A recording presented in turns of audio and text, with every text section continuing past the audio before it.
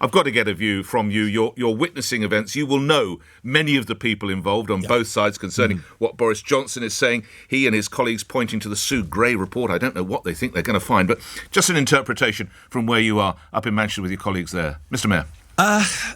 Well, it's honestly hard to see how the Prime Minister survives from here. And I say that, Nick, not because I revel in witch hunts. I know how hard jobs are at that level of government. And obviously I've seen the Prime Minister at close quarters doing his job. It's difficult, but these are big misjudgments, aren't they? When you're saying to the country you can't attend funerals, you can't go in hospital to see your dying mum, to then say yesterday no one told me what the rules were. I mean, that really isn't good enough at all.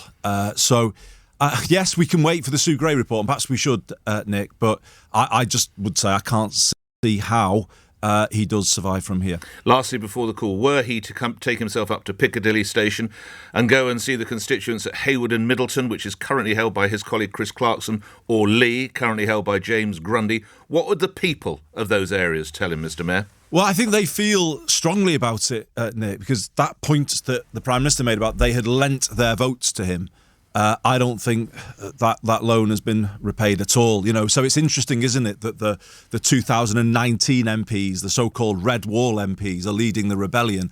I think that's because they feel there's been a failure to honour promises on levelling up, as well as the observing of the rules on the pandemic. So I think it's interesting that the rebellion is coming from there. You might remember, Nick, the Prime Minister came to Manchester days within taking office and promised a new railway line between Manchester and Leeds.